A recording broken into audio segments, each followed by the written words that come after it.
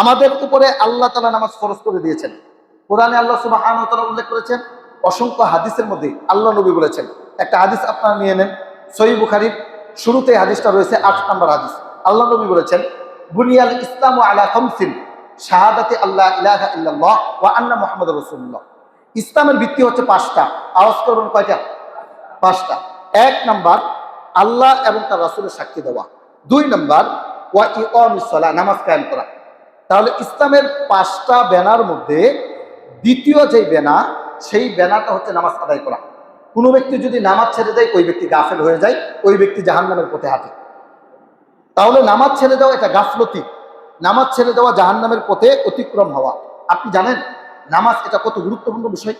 কিয়ামতের ময়দানে সর্বপ্রথম না আপনার ক্ষমতার হিসাব হবে, সর্বপ্রথম না আপনার জাকাতের হিসাব হবে, সর্বপ্রথম না আপনি হজ করেছেন এটা হিসাব হবে, না রোজার হিসাব হবে। সর্বপ্রথম হিসাবটা যেই জিনিসের হবে সেটা হচ্ছে নামাজ। তাহলে আপনি যে মুসলমান, আপনাকে সর্বপ্রথম কিয়ামতের ময়দানে নামাজ সম্পর্কে আল্লাহ তাআলা জিজ্ঞাসা করবেন, নামাজ আপনার ঠিক হইল কিনা। এই সম্পর্কে হাদিস শুনেন, রাসূল সাল্লাল্লাহু আলাইহি ওয়াসাল্লাম বলেছেন, ইন্না আউওয়ালা মা ইউহাসাবু বিহিল আবদু ইয়াউমাল কিয়ামাতিস সালাহ। কিয়ামতের ময়দানে বান্দাদের থেকে সর্বপ্রথম যেই জিনিসের হিসাব নেওয়া হবে সেটা হচ্ছে নামাজ। বলেন আমার সাথে, কিয়ামতের ময়দানে সর্বপ্রথম বান্দার কোন বিষয়ে হিসাব নেওয়া হবে? নামাজ। তাহলে আমাদের উপরে আল্লাহ নামাজ ফরজ করে দিয়েছেন। কিয়ামতের ময়দানে নামাজের হিসাবটাই আল্লাহ নেবেন। এখন যদি আমাদের নামাজ ঠিক না হয়, রাসূল বলেছেন, ফাইন সালাহাত ফাকাদ আফলাহা ওয়া আনজাহা। যেই ব্যক্তির নামাজ ঠিক হয়ে গেল, ওই ব্যক্তির রোজা, হজ, যাকাত যা কিছু আছে সবকিছু ঠিক হয়ে যাবে। ওয়া ইন ফাসাদাত ফাকাদ খাবা ওয়া খাসিরা। আর যেই ব্যক্তির নামাজ ঠিক হবে না, ওই ব্যক্তির রোজা, হজ, যাকাত যা কিছু আছে সবকিছু বাতিল হয়ে যাবে, ওই ব্যক্তি জাহান্নামে যাবে। তাহলে নামাজ আমাদের উপরে ফরজ অবধারিত। দৈনিক আল্লাহ তাআলা 5 ওয়াক্ত নামাজ ফরজ করে দিয়েছেন। রমজান মাসের রোজা তো 11 মাস করে 1 মাস ফরজ, সেটা 30 দিন বা 29 দিন আল্লাহ তাআলা আমাদের উপরে ফরজ করেছেন। কিন্তু প্রত্যেকটা মুসলমানের উপরে, ধনী বা গরিব, সুস্থ অসুস্থ, প্রতিটা মানুষের উপরে আল্লাহ তাআলা নামাজকে ফরজ করে দিয়েছেন। কিন্তু রোজার দিকে যদি আপনি লক্ষ্য করেন, তাহলে দেখবেন আপনি যদি অসুস্থ হন, তাহলে আপনাকে রোজা রাখতে হবে না, আপনি টাকা দিলেই আদায় হয়ে যাবে। মহিলাদের যদি হায়েজ হয়, মহিলাদের উপরে রোজা অবধারিত না, মহিলারা এই রোজাগুলো পরে আদায় করবে, কাজা করতে পারবে। আপনি যদি রোজা রাখেন, আপনার সমস্যা অসুস্থ, আপনার পরবর্তীতে এই রোজা আদায় করবেন অথবা টাকা দিয়ে দিবেন, এটার অপশন আছে। কিন্তু নামাজই একমাত্র ইবাদত। আপনি অসুস্থ, দাঁড়াতে পারতেছেন না, বসে পড়বেন, বসতে পারেন না, শুয়ে আছেন, শুয়ে নামাজ পড়বেন। শুয়ে আপনার নামাজ পড়তে সমস্যা, ইশারায় আপনাকে নামাজ পড়তে হবে। নামাজ আপনাকে পড়তেই হবে, এটা আপনার জন্য অবধারিত। মনে রাখবেন, আল্লাহ সুবহানাহু ওয়া তাআলা জাহান্নামীদের সম্পর্কে বলেছেন, যারা জাহান্নামে যাবে তাদেরকে প্রশ্ন করা হবে, মা সালাকাকুম ফি সাকর। আচ্ছা, তোমাদেরকে এই যে সাকর নামক জাহান্নামে কেন আনা হলো? তোমরা জাহান্নামে কেন?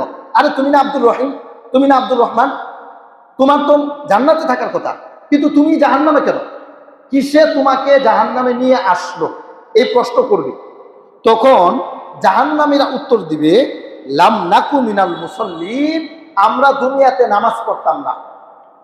আবার বলি, মানুষ যে জাহান্নামে যাবে, জাহান্নামীদেরকে প্রশ্ন করা হবে, তুমি জাহান্নামে কেন আসলা? জাহান্নামীরা উত্তর দিবে, কেন জাহান্নামে এসেছে? নামাজ না পড়ার কারণে। বলেন, জাহান্নামীরা উত্তর দিবে কি করার কারণে জাহান্নামে এসেছে? নামাজ পড়ছি না, এই জন্য জাহান্নামে আসছি। নামাজ যদি পড়তাম তাহলে জাহান্নামে আসতাম না। তাহলে নামাজ না পড়ার কারণে মানুষ জাহান্নামে যাবে। আর নামাজ না পড়া এটা গাফলতি। আপনি নামাজ ছেড়ে দিয়েছেন, আজকে আপনি গাফেল। এটাই আল্লাহ সুবহানাহু ওয়া তাআলা বলেছেন। সুতরাং আমাদেরকে নামাজ পড়তে হবে। একটা কঠিনতম হাদিস আপনাদেরকে শোনাই নামাজ ছেড়ে দেওয়া সম্পর্কে। আল্লাহ রাসূল সাল্লাল্লাহু আলাইহি ওয়াসাল্লাম বলেছেন, বাইনার রাজুলি ওয়া বাইনাল কুফরি তারকুস সালাহ। একজন মুমিন বান্দা এবং কুফর, এই দুইটার মাঝামাঝি যেই জিনিসটা, সেটা হচ্ছে নামাজ ছেড়ে দেওয়া। মানুষ যদি নামাজ ছেড়ে দেয় তাহলে সে কুফরের দিকে যায়, আর যদি নামাজ পড়ে তাহলে সে ঈমানদার। নামাজ পড়া ঈমানদারদের কাজ, নামাজ ছেড়ে দেওয়া কাদের কাজ? কাফেরদের কাজ। বলেন, নামাজ ছেড়ে দেওয়া কাফেরদের কাজ, নামাজ পড়া কাদের কাজ? ঈমানদারের কাজ। তাহলে ভাই, আমরা তো মুসলমান, আমার বাবা মুসলমান, দাদা মুসলমান, আত্মীয় স্বজন সবাই মুসলমান, আমরা মসজিদে এসেছি, জুমা পড়তে এসেছি। আপনি কেন বুঝেন না জুমার নামাজ যেই রকম ফরজ, দৈনিক 5 ওয়াক্ত নামাজ ঠিক এইরকমই ফরজ। এতে কোনো তারতম্য নাই, কোনো পার্থক্য নাই। ফজরের নামাজ যেই রকম ফরজ, জোহরেরটা এইরকম ফরজ, আসরেরটা এরকমই ফরজ, মাগরিবেরটা এরকমই ফরজ, এশারের নামাজ এইরকমই ফরজ, জুমার নামাজ যেই রকম ফরজ, 5 ওয়াক্ত নামাজ এইরকমই ফরজ। আল্লাহ তাআলা আমাদেরকে দৈনিক 5 ওয়াক্ত নামাজ আদায় করার মতো তৌফিক দান করুন, সকলে না আমিন। ভাইরা আমার, তাহলে প্রত্যেক দিন আমরা এতটাই উদাসীনতায় কাটাই। দেখেন মসজিদ থেকে ডাক আসে, হাইয়া আলাল ফালাহ, আসো নামাজের দিকে, হাইয়া আলাল ফালাহ, আসো কল্যাণের দিকে। কিন্তু আমরা দেখি মানুষ বাজারে বসে আছে, মানুষ ঘোরাফেরা করতেছে, মানুষ নামাজ না পড়িয়া দোকানে বসে আড্ডা মারতেছে, মানুষ নামাজ না পড়িয়া ঘুমিয়ে আছে, মানুষ নামাজ না পড়িয়া খেলতামাশায় লিপ্ত আছে। কেন? এটা গাফলতির কারণ। এটা অন্তরের মধ্যে বাসা বেঁধেছে রোগ, যেই রোগের কারণে আপনার জাহান্নামের পথটা সহজ হয়ে যাচ্ছে। এই জন্য আমরা যেন নামাজে আসি। নামাজ এটা আমাদের জন্য খুবই জরুরি।